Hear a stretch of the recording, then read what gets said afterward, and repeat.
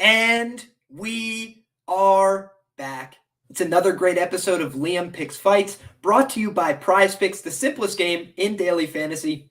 You don't have to play against a million other people. It's you against their projections. They have them for MMA. They have them for CSGO. They have them for esports. They have them for all sorts of things, NBA, MLB. Every game you can imagine, you could do it across different sports. Pick any projections you want, over, under, put them together. That's how you play the game. It's very simple. If you want to deposit, they will match your deposit 100% up to $100 using my promo code Liam. In that promo, in the description box below, you'll find the promo code, more information, as well as a link to PrizePicks. We thank them for sponsoring the show. With that being said, guys, we're very excited. We're going to be breaking down UFC Vegas 50, and I'm bringing along a new friend of the show for the very first time. My man, Jack Attack MMA, is in the building, and he is the #1 tracked MMA bettor right now on BetMMA.tips. So we are very excited to have him on the show. All his information is in the description box below as well. Jack Attack, how you doing today? I'm well, man. Thank you very much for having me on. Yeah, appreciate you, man. Absolutely appreciate you for being on. Just want to say thank you to all the people in the chat. I'm already seeing a bunch of the regulars here, a bunch of people from the Dome. We got Moyes in the building. My man Tim saying hello. Bon Kui, 1K baby. Appreciate all you guys. We did just hit 1K subscribers on the channel. Very thankful for everybody for the support. Kristen as well is awake for the live show today. Appreciate her being in the building as well. So we don't want to delay any further, guys. We got 14 fights to break down. Just the two of us, so we're going to do it in rapid-fire fashion. We're going to start at 205 pounds with Tafon and Nchukwi taking on Azamat Murzakanov. And this is a free play that I put out for the people. If you check my BetMMA.tips, this isn't a paid pick. You can just see this one. I bet Azamat Murzakanov here at -143 for 2.86 units. And the reason I did that is because I think this is a winnable fight for him in his UFC debut. He's got a lot of experience on the regional scene. He knocked out a prospect I'm very high on in Andre Muniz. And this is a guy who's taken down, fairly large heavyweights like Guido in a sense in an open weight tournament over the course of a 10-minute fight. So I think that his cardio should check out here. Hopefully, I think that his age is actually a little bit younger than listed on Tapology. I think people are, counting on this guy to be a little bit old, a little bit fragile. They're looking at the tail of the tape here on the other side. And I do think there's some things to like about Tafon's game. I just think he's a little bit raw, a little bit inexperienced. I think Murzakanov's further along. I think he's got more finishing potential in the fight. And I think that there's a chance he knocks him out. But if not, I think he can outpoint him to a decision. I think he's going to land the more impactful shots. Jack Attack, how do you feel about this one? Yeah, I'm pretty much on the same side as you. I think Murzakanov is the side. I just think that, yeah, it's going to be fairly competitive on the feet. I think Tafon, like you said, is pretty good, but he's somewhat raw. But Murzakanov has that combat sambo background, so he's a pretty versed striker himself. And I really feel like if he needs to, he could maybe implement grappling in this fight too, if needed, to bag out the decision if it gets a little hairy on the feet. But yeah, give me Murzakanov. Yeah. I tend to agree completely. I think that his double leg is serious. And I do think that what we see from Nchukwi is oftentimes he likes to plant and really set his feet to throw. So I think if he's doing that here, there's going to be takedown opportunities like you mentioned. And he does have a decent whizzer game. But, these Russians are pretty well schooled, man. I just think that Murzakanov has a pretty serious game. So respect. This should be a fun fight to open us up at 205 pounds. And we're in agreement here, which I always love to see. So we're going to take Murzakanov in the opening bout. That being said, we can move along to a 135-pound contest between Guido Canetti and Kris Mutinho. One of the weirder matchups on the card, obviously. Kris Mutinho took what is potentially a life-altering beating, and I don't want to joke about that. That's why my tone changed a little bit there, but it was really scary, the amount of damage he incurred in that one fight against Sean O'Malley. It's not the first time he's taken a pretty epic beating. Tony Gravely beat the brakes off him as well on the regionals. So he's a guy who's normally willing to take a lot of damage, but I do question how long he's going to be able to keep taking damaging beatings like that and have his chin hold up. So yeah, I really don't want to invest in him at the chalk price here, though I do think that over the course of this fight, he's likely to come on strong. if he doesn't get finished in the early going. We just seen that Guido Canetti, at 42, 43 years of age, it's going to be hard for him to keep up for 15 minutes. He's going to try and come out the gates hot here. As he did against Mana Martinez, he might surprise him in the first round, but I do think over the course of the fight, Mutinho is going to come on strong if he doesn't get finished. How do you feel, Jack? Yeah, this is one that I started looking at earlier in the week, and my initial, when I'm looking at the fight, I'm thinking I want to attack the Mutinho side. He's, almost 15 years younger, something like that. That's pretty insane. In most situations like this, you will consider the guy that's 15 years younger a pretty safe side to be on. But like you said, Kris Mutinho suffered one of the statistical worst beatings we've seen in the UFC to date. That was a pretty bad look. To his credit, he did endure and he did have his moments in some of the later rounds in that fight, which makes me think that he can win this fight. But it's all going to come down to, can he wade through the fire in the first round with Guido, who is pretty good in the first round when he's fresh, but he kind of does drop off. Can Mutinho take over as the fight goes on? Probably. But like you said, I'm going to have to see more out of Mutinho before I invest in something like that. I hear you for sure. And even from a totals perspective, I kind of invested in Mana Martinez inside the distance last time and found myself wanting at the end of it. And so I don't really want to get tricky with the props here. I just think it's kind of a hard fight to read. The only prop that had caught my eye was Guido Canetti inside the distance at plus 400.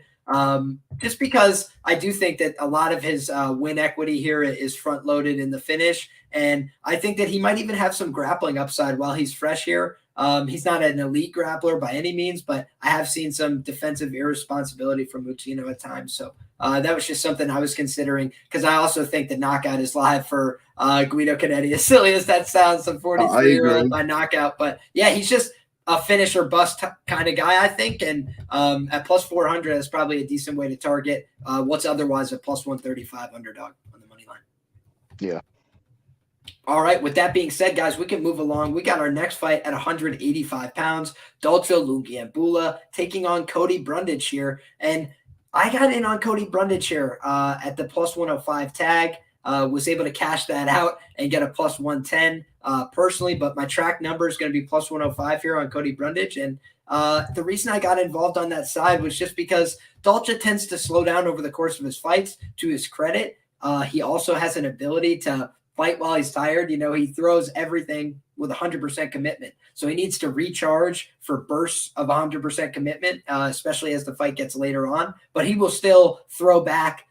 Even he'll absorb some damage in order to do so. So he's kind of a wild fighter. And I do think that he came in with some hype, but he's a little bit of an older guy here. Cody Brundage, he's a factory ex Muay Thai guy, which is a little bit concerning for me, because a lot of those fighters tend to gravitate into range with their hands down. I've talked about it in prior breakdowns. I did see that a bit from Brundage in the tape. But what I also like from Brundage is that his knockout loss was to William Knight at 205 pounds, and William Knight hits pretty hard. And also it's at 205 pounds. This is going to be at 185, where both of them are going to have to suck out some weight. And I think that Brundage is going to rehydrate to be the bigger athlete here. Dalcha's a pretty undersized guy for the division. I know he's very muscular. He's just got a very weird build to him. He's going to have the reach advantage here pretty significantly, but he's going to be significantly shorter as well. So I think that it's going to be tricky for Brundage to wrestle in the early going, because the guy is built like a house. He's very strong. He's going to be able to dig underhooks. But what I'll also mention is just that Dalcha backs himself onto the fence continuously in every fight. This is going to be in the small octagon. And so I do think Brundage is going to have his opportunities as the fight goes on, as Dalcha starts to tire, where he's going to be able to wrestle him into the fence, control some minutes from there, potentially wrestle him down to the ground as well. So it's just something that I'm looking towards here as a potential offering. And also Brundage had some personal circumstances, if you listen to his interviews, that may have impeded his performance in his UFC debut. Seems like he's more focused and ready for this opportunity here. So I just think we're going to see a better showing from Brundage. I think it could be an honest pick'em fight here. I didn't go as heavy on this shot as some other shots that I took on the card, but I kind of think that Brundage has the potential to look like a hindsight favorite here, especially if he's able to get his grappling game going. Jack, how do you feel about this one? Actually, we're on the same side on this one. I got him the same number 2 plus 105. I pretty much see it the exact same way. Dalcha, powerhouse, heavy hitter, really good round one. But as the fight goes along, the guy definitely starts to slow down. I remember taking him in the Marcus Perez fight, and on the stool between rounds 1 and 2, the dude was hyperventilating so heavy. I thought he was done. I thought he was completely toast. He did manage to pull it out of the bag, but overall, just not too impressed with Dolce's game. And Brundage has surprised me a couple of times. Well, I was considering taking him as a dog against Maximov, and I didn't end up doing that. I wound up on the Maximov side. But in that third round, when he won the third round, I thought he made considering him worth doing, and to be able to out grapple Maximov in the third round of that fight, which I'm pretty sure was on somewhat short notice, and the William Knight Yes, it lost was. too. Yeah, and the William Knight lost too. Another one that up at 205, and it was on short notice. And before he got finished, he was throwing William Knight all over the place too. So, yeah, I just think the definite Brundage grappling upside. I think he knows that the game plan is to come out and be cautious in the first round, try to avoid the big bomb. Like you said, maybe not engage in the grappling too early while he's fresh. But I think the opportunities will just present themselves more as the fight goes along. Brundage decision, or maybe even late round props potentially, I feel like. I couldn't agree more. And, I think that Brundage submission might open up later in the fight. I think that Brundage late TKO could be there. I think that those are all smart ways to potentially look at the fight. Round three or decision. I really think that Cody Brundage is going to come on strong late if he doesn't get nuked early. So let's go Cody Brundage here to get back on track. Talking about the tail of the tape advantages, he's much younger. He's the taller guy here. So there's some things that you like there that we're betting into. And on top of that, I just like what I've seen from his game. He did wrestle at a high level. So give me Cody Brundage here as an underdog at 185. Next up, we've got a 125-pound women's fight between Sabina Mazo and Miranda Maverick. I have a pretty strong take on this one, so I'm going to kick it over to my man Jack to break this one down first. Yeah, I think that Maverick is the side here. Mazo, a girl that I've had some stock in the past, and she didn't live up to expectations. I faded Agapova in that fight against her, and I was pretty disappointed with that performance. I thought that Mazo would be able to get that one done. Maverick, on the other hand, I faded her against Macy Barber. I bet Macy Barber plus 300, and boy, did I get lucky in that one, because that was one of the worst decisions I've ever seen. That was an obvious Miranda Maverick win. Yeah, I think that Maverick, she's definitely got the grappling advantage. I think that she's pretty solid in the boxing. Mazo's tall, she's rangy. She could give her issues if it stays primarily standing for, the duration. But I just think that this is a Maverick bounce back spot. Man, I am very glad to hear you say that, because I couldn't agree more. And I really invested heavily in some Miranda Maverick props here. I think she's going to finish this fight. I think she's going to get this girl down. And when you watch, she's really been faced with some higher level grapplers in terms of who she's faced early on in the UFC. Now she gets a girl who's a kickboxer primarily, who really doesn't have a very well put together MMA game. And Miranda Maverick, when she was fighting women like that on the regional scene, when she was fighting them in Invicta, she was taking them down, getting on top of them, pursuing the finish, hurting them with shots, taking the back. And I think that there's a lot of opportunities for her to do that here. We saw Maria Agapova basically knock out Sabina Mazo cleanly on the feet in her last fight, and then take her back and choke her out. I think that's a concern. If you're a primary kickboxer and you're getting, cleanly finished by Maria Agapova like that, not a great look. She was also having a hard time in the clinch in a bunch of her fights, and then was able to find her way back, by getting her own clinch. She's a very long, tall fighter, but you wouldn't always realize it. She doesn't fight very well behind her range at times. She might be able to stick Miranda with some hard shots on the feet, but I really think that over the course of the fight, Miranda's going to be able to get her down, break her will, and finish her. So I like Miranda Maverick inside the distance here, and I like her to win the fight by submission. So those are the shots that I took there on the prop market, and I wish anybody betting on this one the best of luck. But yeah, I think it's a good bounce back spot for Miranda, like you mentioned, and I'm excited to see what she could do as a prospect in the division. I think Sabina Mazo would need to get some seasoning on the regional scene and really try and hone her athleticism to compete in the UFC moving forward. But next up, we've got Damon Jackson taking on Kamuela Kirk. This is going to be a fight at 145 pounds. And I've seen a lot of guys that I respect on both sides of this fight. I came down on the Damon Jackson side here, and it might be a little bit of personal bias. It might be a little bit of, the fact that this guy just answered my DM on Twitter. So nice guy, Damon Jackson. Also hard worker, guy's been grinding for a long time. He's got a lot of MMA experience. He's fought a lot of really tough guys, and he's been able to grind out wins in the UFC, even when the going got tough.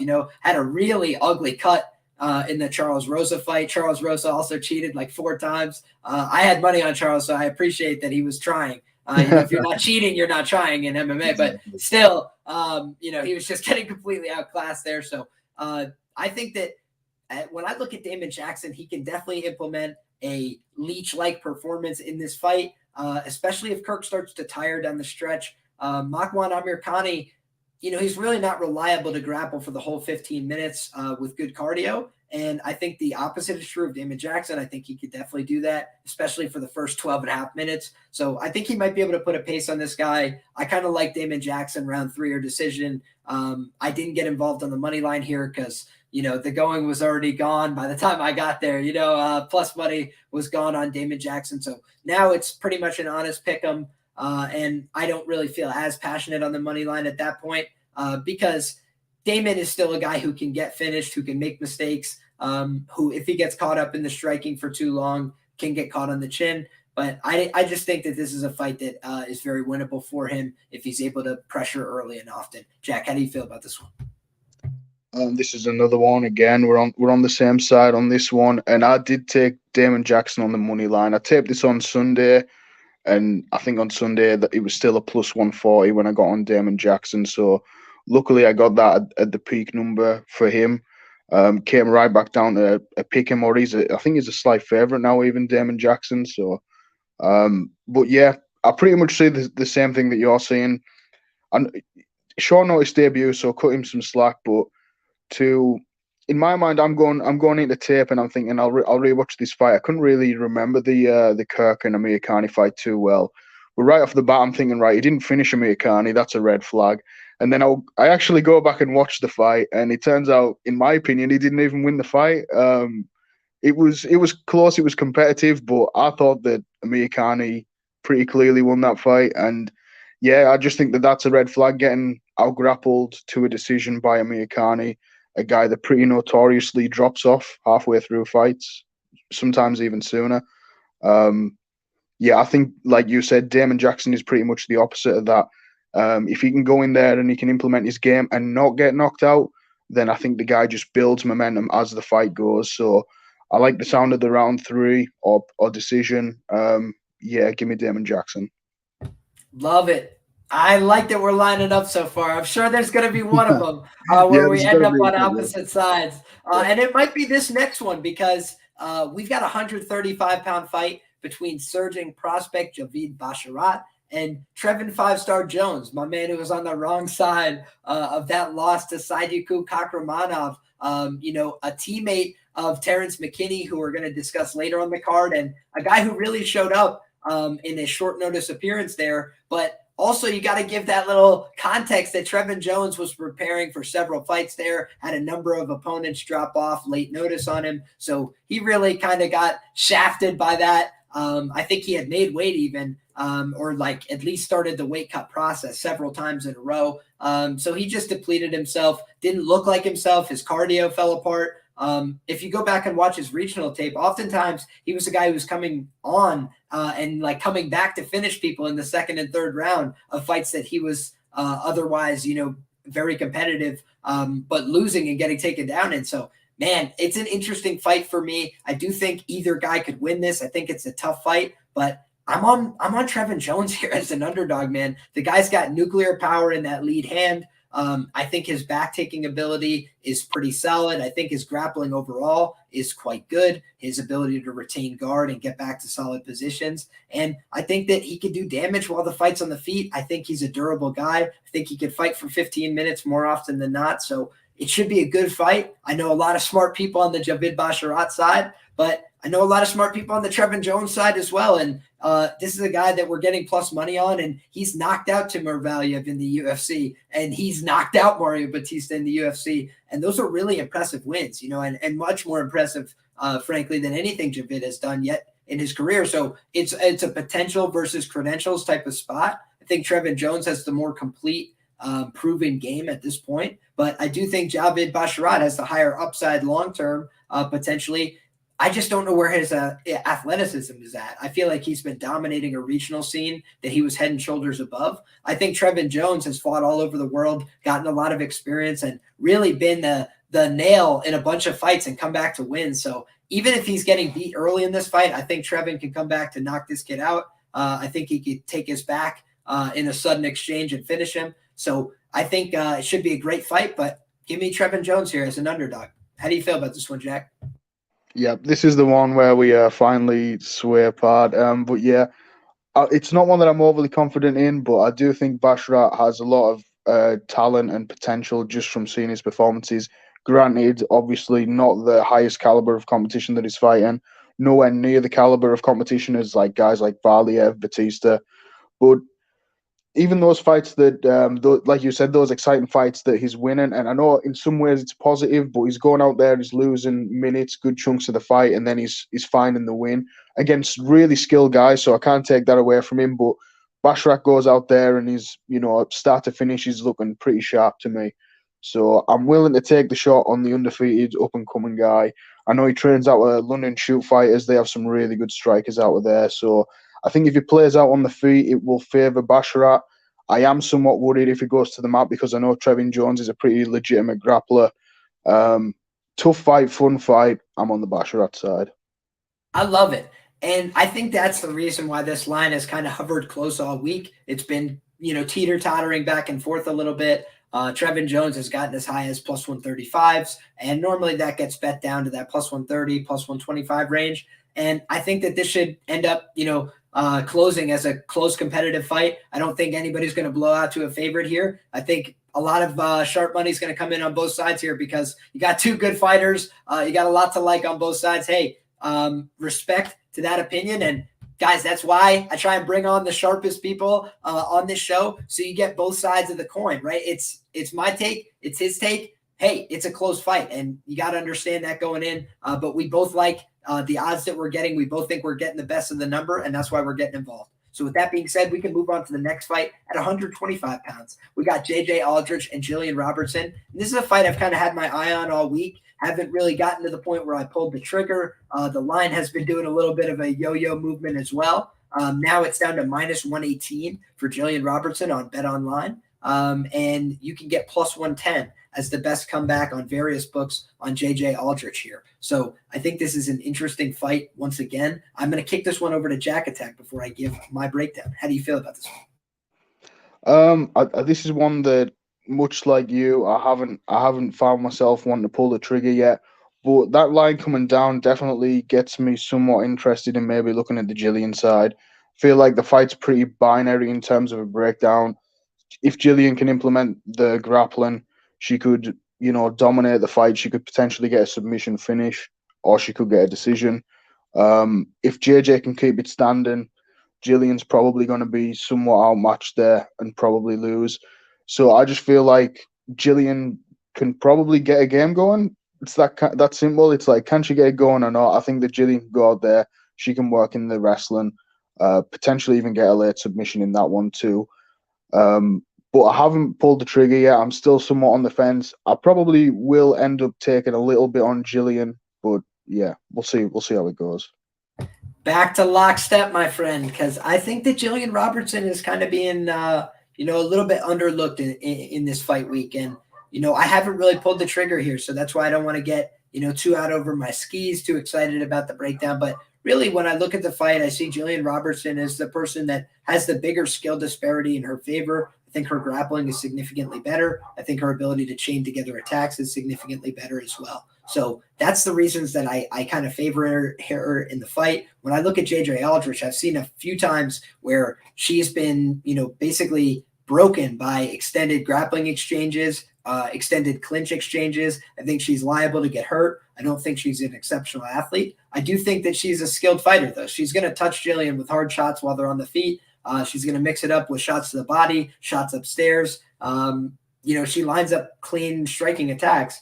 I just think that her problem is a fight that goes to multiple phases. I think that this is a fight that's going to do that. Gillian Robertson, for nothing else, is going to go out there and reliably attempt takedowns and try and get the fight into a grappling realm as far as I'm concerned. So give me Gillian Robertson here as my pick. But I haven't pulled the trigger yet. I'm going to wait and see what happens to the line. Tons of love on the JJ Aldrich side.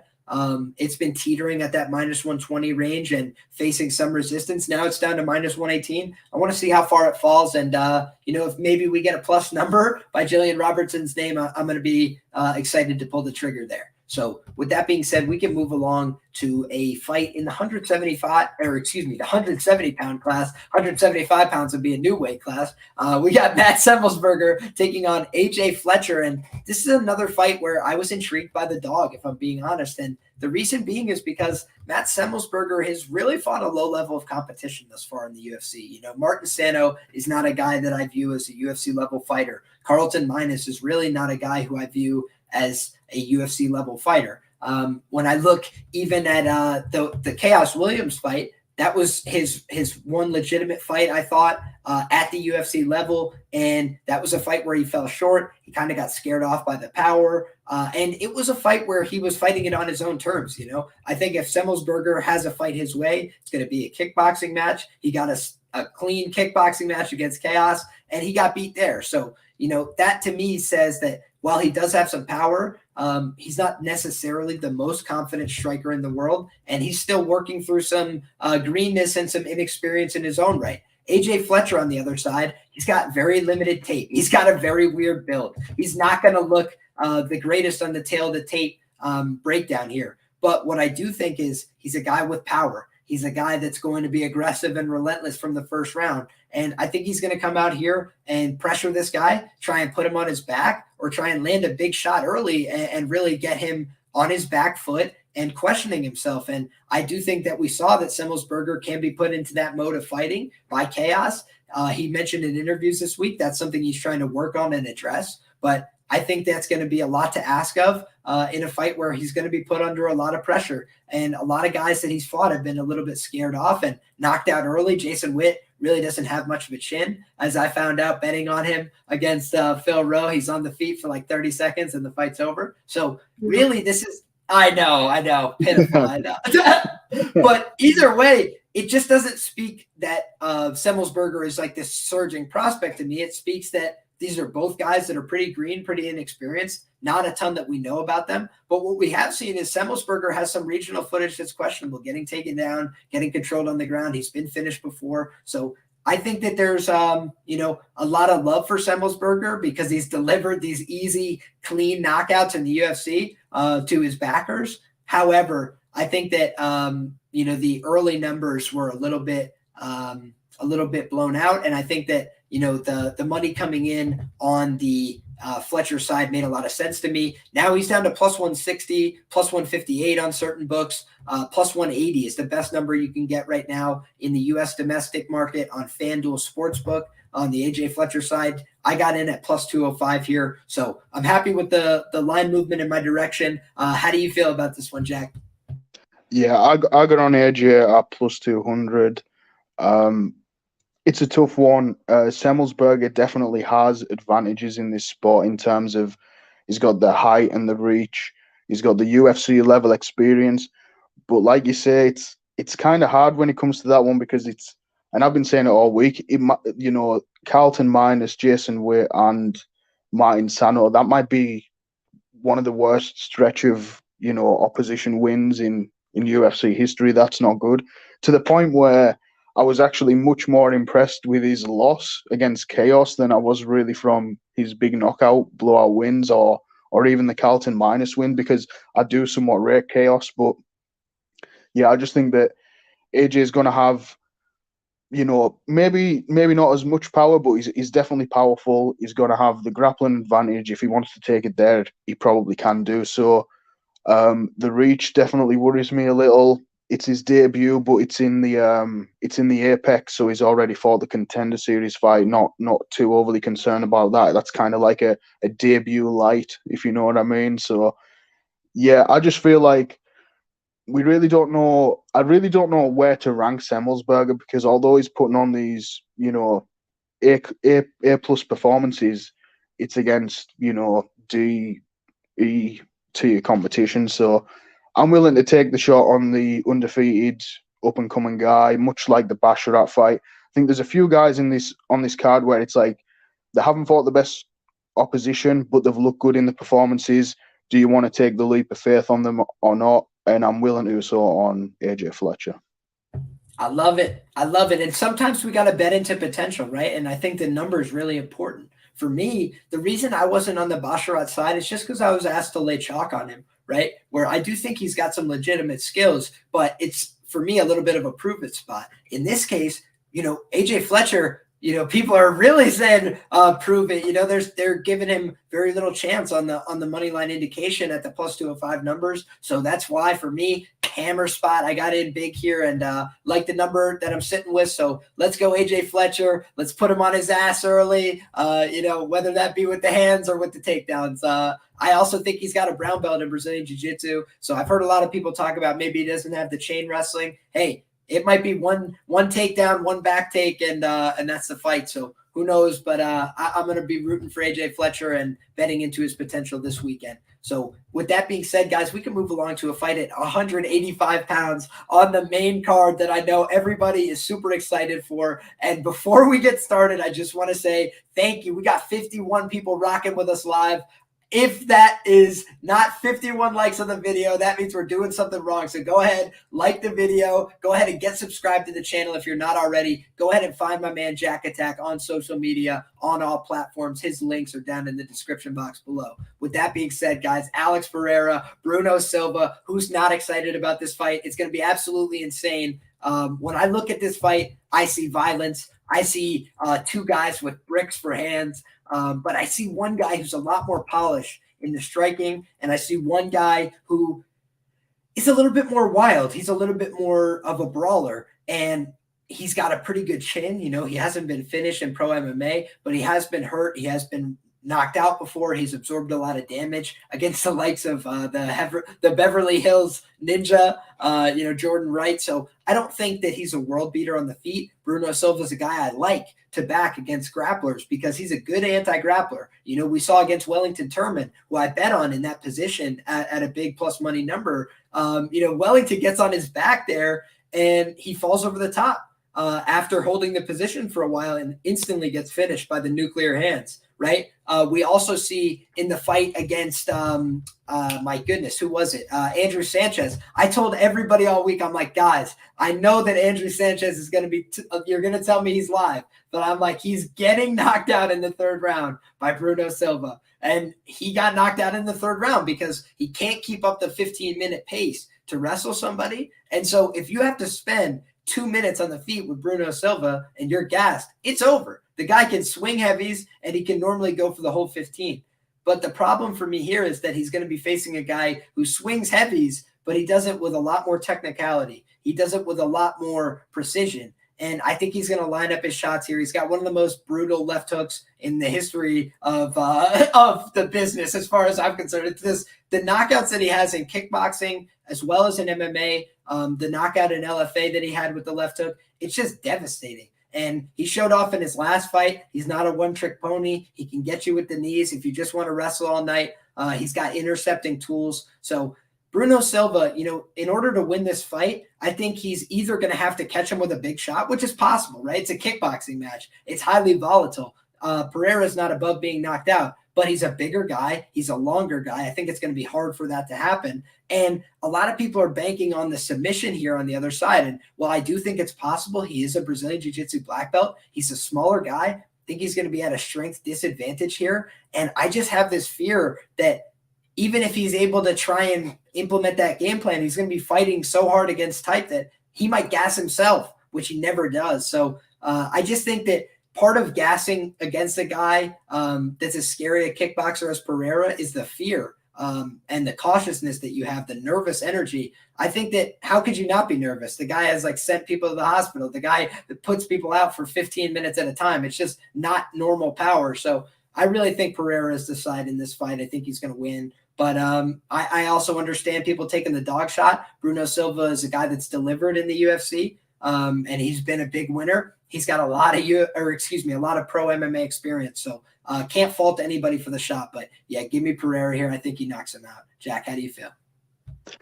This is one that, again, I haven't pulled the trigger on either side on this one yet. I've pretty much had my mind made up all week. I've heard some good arguments on either side of the fence from a lot of sharps, but ultimately what it comes down to is I think that it's a fight that's easy to overthink. I think that the UFC booked this fight knowing fine well that Bruno Silva's just going to go out there and give Alex Pereira the type of fight that he wants. And not only that, but Bruno Silva actually pretty much said that himself this week. I'm not Habib. I'm going to go out there and I'm going to try and knock him out. Obviously, fighters say a lot of things. That could be a red herring. He could be going out there with the game plan to instantly clinch and try and take him down. But honestly, I highly doubt that that's the situation. I think Bruno's going to go out there, try to stand with him, and it's not going to go too well. And I caught the weigh-ins and the face-offs earlier, and man, I was surprised by the size difference between the two. I was kind of expecting Pereira to be a little bigger, but man, Pereira looked like a unit to me. So, yeah, I think that this one is pretty cut and dry. I think that Alex Pereira is going to win by knockout. Yeah, man, I feel the same way. And that's kind of everything I've heard out of the gym. You know, sometimes you get to hear fighters from the gym interviewed and you want to take it with a little bit of a grain of salt, right? They're not going to be like, oh, the guy's a bum. He doesn't show up to training. But like, I do think that sometimes you got to take the interview seriously. And when you hear a bunch of these guys talk about, yeah, he's very hard to submit. He's very hard to control. He's very hard to get a hold of. And he's huge and he's strong as shit. I just take that very seriously. He looks like all those things to me. And Michailidis, you know, I've heard a lot of people try and discredit him. I know he's not the world's greatest fighter. I know he's not the world's greatest grappler. He was a black belt, right? He is a black belt. He did come in there with a wrestling heavy game plan, gassed himself completely because wrestling these big, heavy, muscle-bound dudes is not easy. And Pereira is very strong. What do you think his training is? Is it, you think he's training kickboxing every day? Guys, he's training how to not get taken down so he can knock these guys out and win the fights and try and make money at the end of his career. So I think he's trying to get a big title fight here. I think he's been drilling the wrestling seriously, and I think he's going to find the knockout on the feet. So give me Alex Pereira here in the Battle of Brazil. I think that he's going to get this one done. Next up, guys, we've got Drew Dober taking on Terrence McKinney on short notice. And Terrence McKinney, you know, fresh after cashing for a lot of people in his last spot as a underdog, must say I was on the wrong side of that fight. You know, I thought that Fares Ziam was going to win the fight. I thought that Fares Ziam was going to come on strong later in the fight. We never got a chance, right? It was kind of a weird fight in that Terrence didn't really attempt a takedown. He just got a takedown and finished the guy instantly. You know, really slick operator on the ground. That's what I saw in that fight. You know, was able to pass the guard easily, was able to move through positions. I've seen Fares Ziam stand up to grapplers much better in previous bouts. So I think that McKinney is the goods on the ground. You know, he looks like a wrestler in terms of his passing, which I like to see. And the problem is just that if the fight gets extended, I do have my concerns about how this fight will go for him on the feet. Drew Dober is a pretty proven UFC level striker.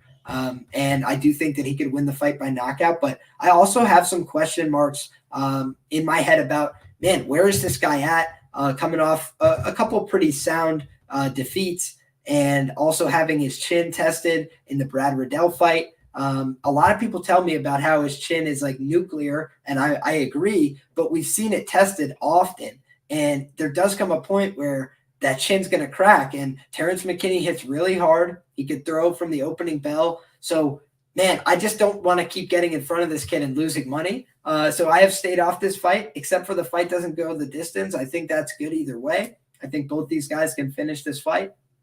And I really think that, man, I can't see how this fight would go over the 2.5 rounds with the amount of power on both sides and with just the path to finish for both guys. So, yeah, that's what I like the most in this fight, but it's a compelling matchup. Jack, how do you feel about this one? Yeah, agreed. Compelling matchup, probably one of the more exciting ones on the card on paper. Drew Dober definitely an action fighter, but there's one thing that's kind of been his Achilles heel throughout his entire career, and that has been good grapplers, good submission grapplers, and McKinney can be that if he wants to. And when he isn't being that, he's knocking guys out in record time. So yeah, I don't see any reason why not to jump on McKinney here. Maybe not at the current line that he's at. Maybe earlier in the week when he was plus 180. But I got McKinney by sub at plus 600. You know, the path's there. That's how Dober's lost some of his fights recently. We've just seen McKinney go out there and pick up a nice win over Fereziam. Granted, Fereziam isn't the highest level of opposition, but Brad Riddell, not exactly known first and foremost for his wrestling, and he's going out there and managing to bag takedowns on Drew Dober. So I feel like I don't see any reason why Terence McKinney can't, just go to the bank with takedowns and work in the submission game and get the sub here. Absolutely. I tend to agree with you. I do think there's the danger down the line if he doesn't get that early finish, but man, should be a fun fight. And I'm excited to see what Terence McKinney can do because, it's one thing to hate on the guy when he's talking all this mess if he's not going out there and taking hard fights and trying to prove it. But man, I don't think that Drew Dober is an easy fight by any means. I think we're all going to have to acknowledge if he wins this fight, hey, this kid's talented and he's got some real upside. And I do think that the cardio concerns will always be there until we see him go 15 and prove it. But man, I do think that this should be a fun one, and I'm excited to see what he can produce. He seems like a guy who comes ready from the opening bell on fight night, and we haven't always seen that from Drew Dober, but we have seen fights like the Nasrat fight where he comes out, guns a-blazing and is able to put the work to somebody. So McKinney's not known for coming out and grappling every fight. Even that last fight, he did come out and throw a high kick and just fall into it. So if he's smart, he comes out here wrestling. But if that confidence is a little too high, he does keep that chin up in the air, and he could get chin checked by Drew Dober. So violence is my answer. Moving on, we've got a 205-pound fight between Khalil Roundtree and Carl Roberson. And this is an interesting one again because we got Carl Roberson moving up in weight, a guy who's lost to a bunch of grapplers.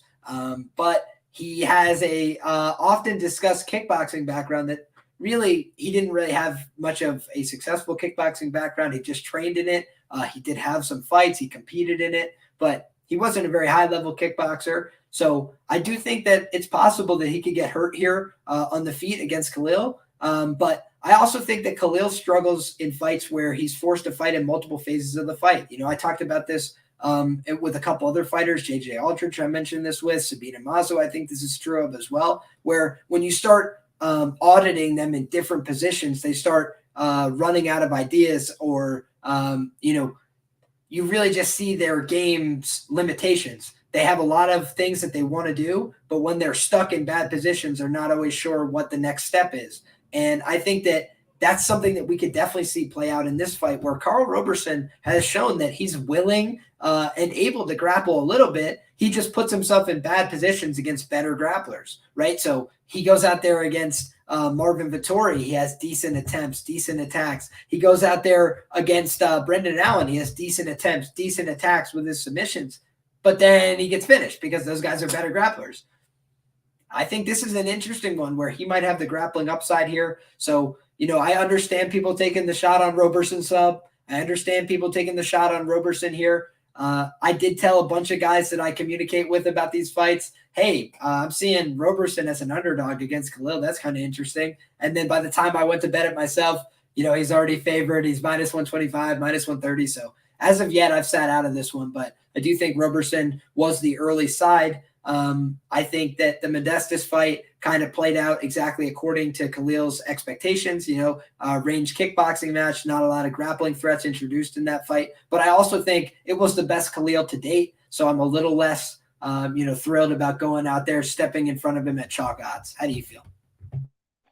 Yeah, I think this one's a really tough fight. I haven't managed to pull the trigger on either side yet, and I'm probably not going to. I think I'm just going to fade this fight entirely because much like you, I seen, Carl Roberson plus money. That's interesting. But then next thing you know, it's like Khalil's plus money, and it's like, Well, I'm not even really that confident in Robertson. I could maybe take a little plus money, but it's just like, no, chasing plus money. I just don't have a strong read either side. I think that if he plays out on the feet, it's kind of 50-50, power advantage, Khalil. If Robertson grapples, he could make this fight a lot easier on himself. I don't know, just don't have a strong read with it. Khalil can be a bit of a head case as well. Like you said, you look great against Bukowskis, but then sometimes he can go out there and just look, not very good at all. So what type of Khalil are we going to get in this spot? The Robertson moving up. Too many variables that I just don't want to be a part of. So I'm going to fade this one and probably pick Robertson to win. I love that spot, and especially because Roberson, the reason I'm hesitant to bet it is because you don't really want to bet into a grappling advantage up a weight class because, it's just harder to pull that off against somebody who's bigger and stronger. But then you just look at the tail of the tape, and these guys do have similar size frames, so it shouldn't be a massive difference. But I do think Khalil is probably going to be slightly more well-muscled of the two of them. But when you look, Carl Robertson's really the one who has his back up against the wall in this fight, coming off of 2 losses, could easily get cut here on a loss, whereas Khalil Roundtree on the other side, he's announced his retirement before, but he is coming off a win, so you have to question what that motivation is like. Maybe it's at an all-time high. That's everything you've heard coming out of his camp, but I just have some question marks in myself about if the fight gets difficult, what do we see out of Khalil? Because, the Iwan Kutalaba fight is really puzzling. Like, he has like a smile on his face up until the point he gets finished. It's like a very weird fight. Like, he tried to keep portraying confidence as he's just getting smashed into the cage. So it's just a guy I have a hard time getting a good read on. And I think it's a fight that's easy to pass for that reason. So with that being said, guys, we can move along to the next fight on the card here, which is going to take place in the 145-pound division, featherweight. We got Alex Caceres taking on Sodiq Yusuff. And I've heard a lot of people very confident in Sodiq this week, and I kind of understand that take. I'm going to kick it over to you first, but I haven't pulled the trigger on Sodiq's side. I think that there's definitely some question marks for him as well. Jack, how do you feel about this one? Yeah, this is kind of tricky because I know that Caceres has kind of finally managed to actually put together a decent length winning streak in the UFC for a guy that's been around as long as he has. Always kind of was patchy, and whenever he stepped up in competition, he kind of lost. And now he's finally strung together a bunch of wins. But again, I'm not overly, enthused with the level of competition.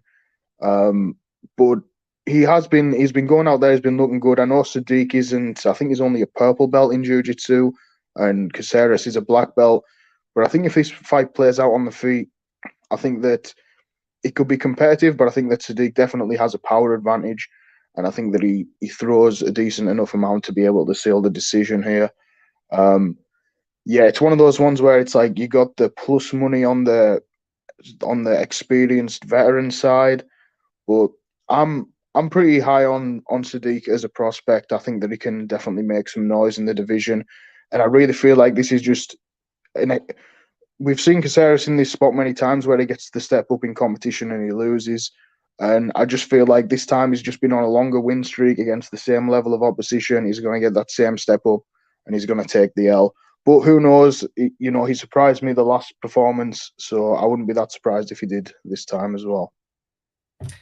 Yeah, I definitely could see the angle, right? And we got my man in the chat says Caceres has fought bums on the win streak other than Choi. And against Choi, he was getting messed up before he randomly subbed him. Yeah. And all of that is true. Yeah. But what I also think is this guy can grapple at a high level, right? And he's just a slick, very opportunistic back taker.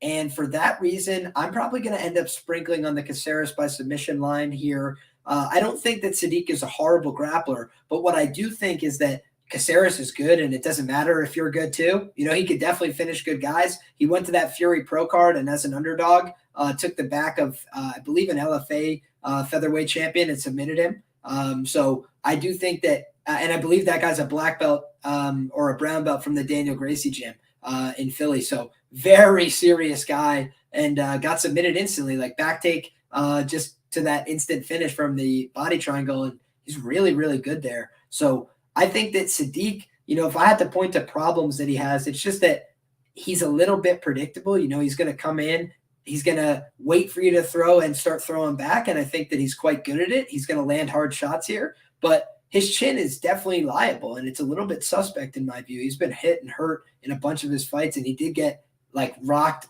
over and over again against Arnold Allen.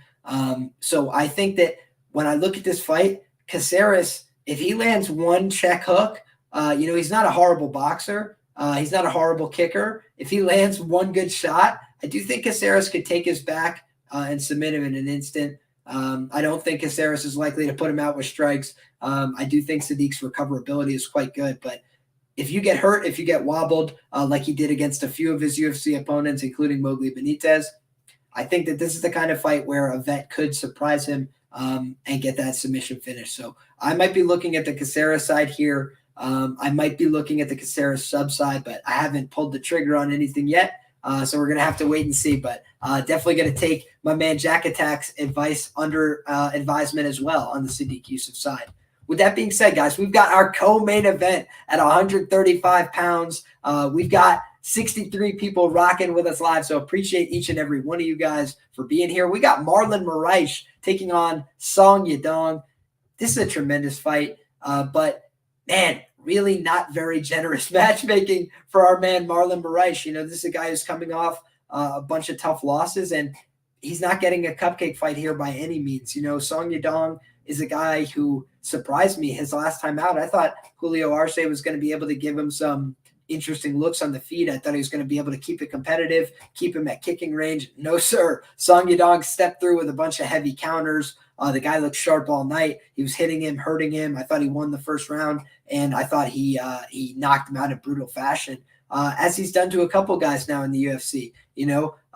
We just saw Jonathan Martinez, a guy a lot of people rate, a guy that has a couple finishes in the UFC, not be able to put away Alex Perez. Song Yadong put him in the freaking shadow realm.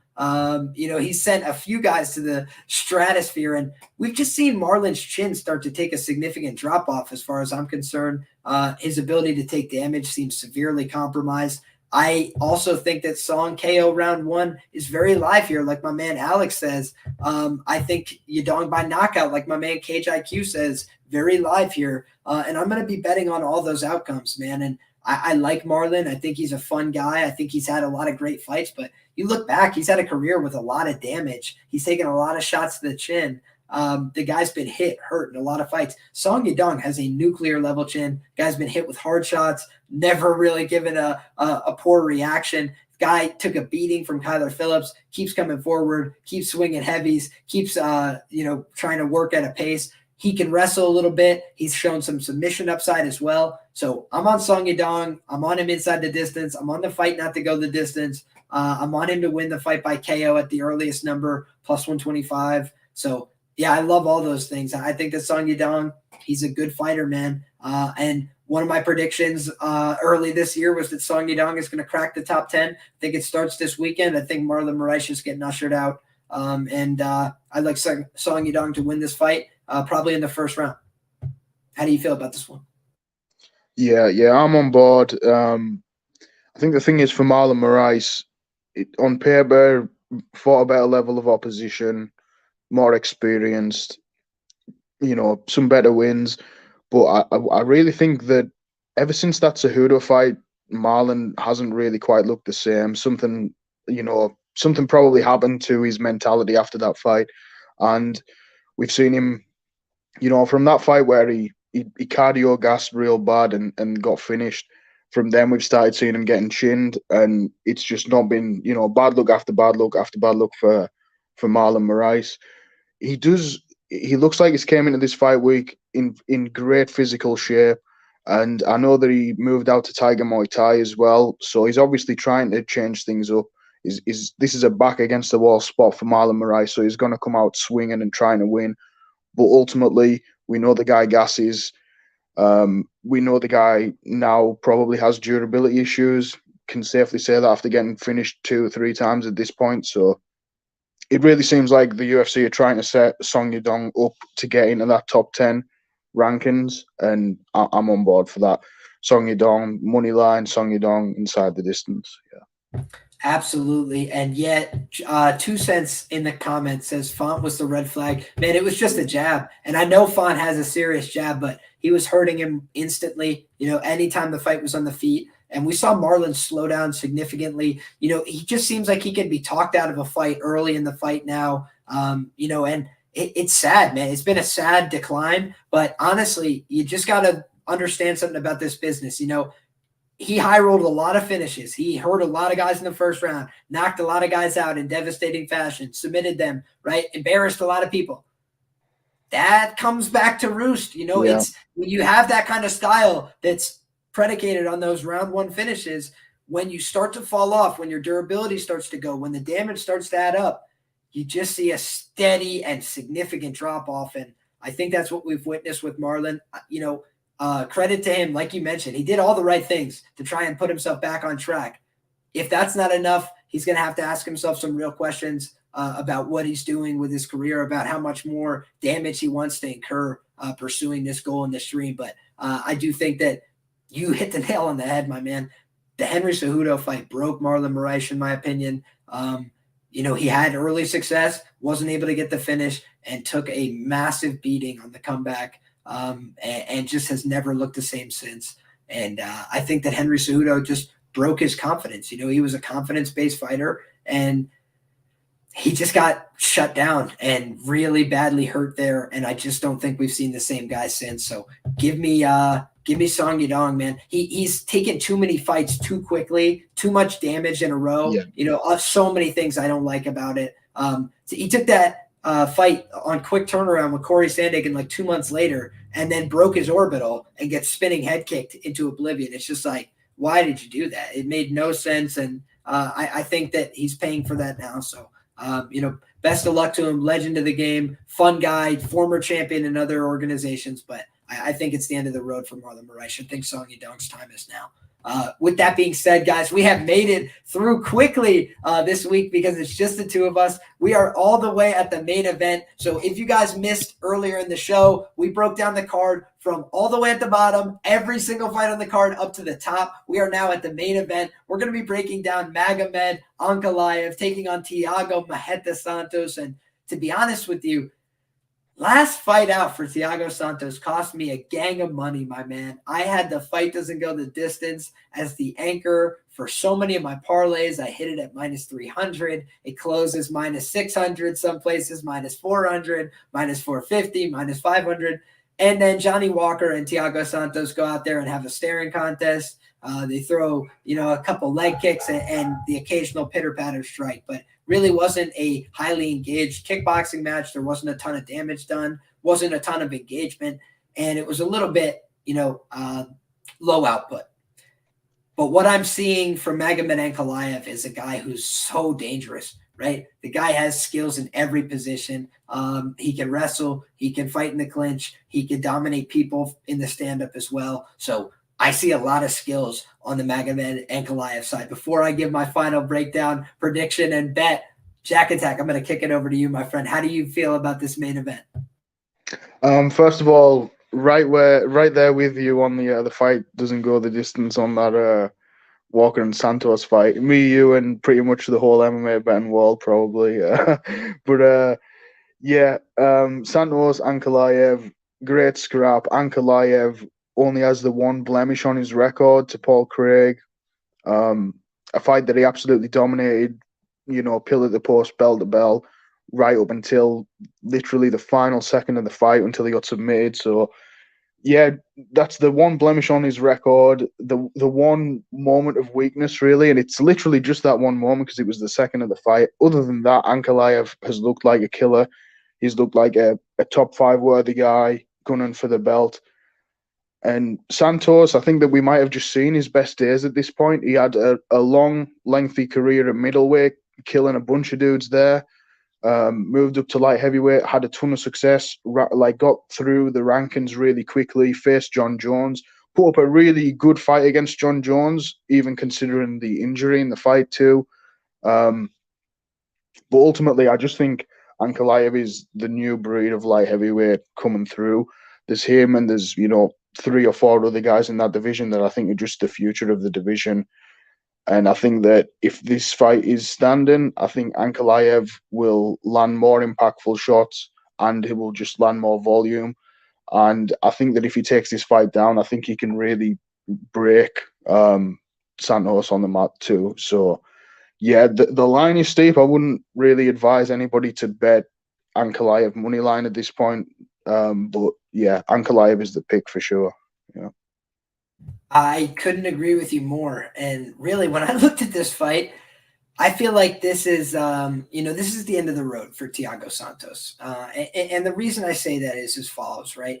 Alexander Rakic, if you could accuse him of one thing that he's done wrong in the UFC, he's fought very conservative, right? So he's kept his output low in some of these recent bouts. As he's gotten closer to a title shot, he's like put himself further away by not opening up, by not trying to pursue the finish. He's really been fighting a conservative game plan, introduce some wrestling, introduce some control time, introduce some control positions, beat up the leg from the outside. And that's not really a way you're going to finish Thiago Santos, right? Likewise, we see an outfighting approach from Johnny Walker last time out, making me sick, making me puke in my mouth as I'm watching it because I'm losing so much money. Then I look at this fight, right? And I think we're seeing a massive overcorrection. The fight doesn't go the distance. It's now priced at minus 138, minus 150, minus 165. Why? Somebody explained to me. Magomed Ankalaev, I know that he's had a couple fights go to decision, but in those fights, he is recording takedowns. He's recording knockdowns. He's doing everything that you want to see from somebody to potentially finish fights. He's hurting guys, backing them up, keeping them on the defensive. And most of the time, you're seeing guys just try and survive to the 15-minute mark like Volkan Ozdemir, right? He was trying not to engage, to back up a little bit. After that first round where he had some initial success, he started to get hit with hard shots. He started to feel the power. He started to back off. He didn't want to engage. I think that we could potentially see that from Santos here, but the difference is Volkan Ozdemir, very good at the counter wrestling, very good at defending takedowns. Not going to be the case from Thiago Santos, right? He's 39 years of age. His best days were at 185 pounds, right? I know he had the great fight against John Jones, but when you look at the bounty of his UFC knockdowns, they come in the middleweight division, right? When you look at the bounty of his UFC wins, they come in the middleweight division. He's 4-3 as a UFC light heavyweight. And I'm not sure how many people are going to talk about that this week. He fought at welterweight on The Ultimate Fighter in 2012 Correct. and 2013. So This is a guy who is significantly smaller. Magomed Ankalaev has been 205 his entire fighting career. He has knockout wins over the likes of Maxim Grishin, who he's been finished 3 times by strikes in 50 fights. One of them is Magomed Ankalaev, okay? In the 4th round of a title fight, by the way. And in his 5th or 6th pro fight. The guy is the goods. The guy has nuclear level power in both hands. When you look, he has head kicks too. The guy is not just a one-note guy. He kicked Dalcha Lungiambula straight up the middle, linear kick to the face, round kick to the head of Maxim Grishin, put him down after dropping him with the overhand left. The guy is an absolute assassin on the feet. You can get boosted odds on FanDuel for Magomed Ankalaev to win the fight by knockout at plus 170. I think that's ridiculous. I would hit that. I did hit that for the max straight up. I think that Magomed Ankalaev to win this fight inside the distance is appealing. At plus money, it's insane to me. It doesn't make sense to me. I think that he's going to finish this fight. I think, like I mentioned, kind of the end of the road here for Thiago. Johnny Walker didn't really want to get in there and have a fight. Magomed Ankalaev, the difference between these two guys, they have a similar knockdown rate. He's never been knocked down. He's been hit with Dalcha Lungiambula's best loaded up power right hand to the chin, and he looked unfazed. He got hit with bombs by Volkan Ozdemir in the early going as he was trying to get into range, a left uppercut that would have deaded most normal human beings. And he no-sold it and got back to work. Like, the guy is just pretty reliable. And if he needs to mix in the wrestling here, like you mentioned, what's to stop him? You know, he knocked down, like Thiago Santos knocked down Glover Teixeira, but then as soon as the fight starts to get a little bit hairy and Glover's on top of him, it's back to, quit positions, control positions that are unfavorable. I think there's a lot of red flags. Magomed Ankalaev by sub. I know we've all given away some money betting this in the past. The guy really seems like he's committed to throwing those hammers at the head instead of going for the submission. But boy, if there was ever a time he was going to pull out that submission from the box, it would probably be this matchup, where he's going to be able to take advantageous positions against Santos if he wants them. And I think he's just going to be the more sound fighter on the ground here. So overall, I like what I've seen from Magomed Ankalaev. I think he's the goods. I think he's the real deal. I think he's going to be a top 5 guy in this division. But what I'll also say is this. He's going to have his hands full with some of those top guys. He does get hit on the chin. Somebody with real power, that's fresh, that's on top of their game, that can take some and give some, is going to give this guy some problems, especially if he's not able to mix in the takedowns. Because his takedown game is good, but it's not world class. You know, he's got a good Dagestani Greco-Roman background. He's got Sambo World Championship and international and national level titles. He's got real credentials, accolades behind his name. But he also does get hit on the chin, right? He also does occasionally give up some of those greasy-looking positions. He did drop one round against Nikita Krylov. He did have that lapse in fight IQ and give up with 1 second on the clock against Paul Craig in a triangle choke, which it takes a little while to put somebody to sleep in a triangle choke. So just lapse in IQ in a UFC debut. Otherwise, the guy has delivered time after time after time, hurt people when he didn't finish, and I think the guy is really going to be in a good, advantageous position to finish the fight here. And I'm afraid for what's going to happen. Thiago got knocked out in brutal fashion by Vicente Luque back in the day. I did share that video earlier this week. I could see something like that happening here. Devastating left hook on the side of Magomed Ankalaev. So give me Ankalaev here. I think I picked him officially by round 3 knockout in my breakdown for scoresandodds.com. You can check out my work. I did a full written breakdown,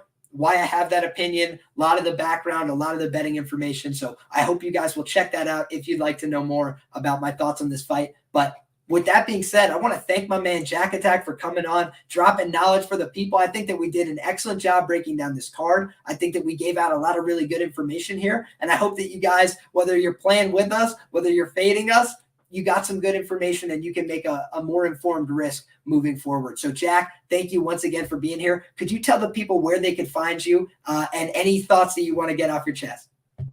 Yeah, man. First of all, thanks a lot for having me on. Massively appreciated. I watch your show pretty much every week, and you've always got a different guests on, and it's funnier and different breakdown styles and stuff like that. Jack Attack MMA is my handle across all socials: Twitter, Instagram, BetMMA.tips, YouTube. Yep. Hit me up there, guys, and thanks very much for everybody watching too in the chat. Love it. Appreciate it. We got a lot of people from the chat in here showing love. So appreciate all you guys. Want to thank you guys. If you've dropped a like on the video already, I appreciate you. If you haven't, go ahead and do it now on the way out. If you're not already subscribed to the show, I don't know how I'm going to convince you. We've been giving out winners. We've been having on a lot of really solid guests, some of the best in the business, including my man Jack Attack here. I had been doing the best bets of the week, gave out 8-0 on the best bets of the week. So we've really been killing it on the channel lately, and hard work always pays. So back to work every week. Never let your highs get you too high. Never let your lows get you too low. Stay the course. Everybody keep working. If you didn't have a good weekend last weekend, no problem. We're going to get back on the horse this weekend. And I think we got a lot of good betting opportunities to do so. So with that being said, I hope that you guys have all appreciated this breakdown. If you did, drop a comment below. Let us know your favorite fight, your favorite bet, what you're looking forward to. I always read them. I always respond to them. So I appreciate when you do. And guys, make sure you enjoy the fights. Always gamble legally, responsibly within your means. And make sure that you guys tune back in next week because we're going to have all the same fun again. God bless you all. Enjoy the fights. Thank you for tuning in. We'll see you next time.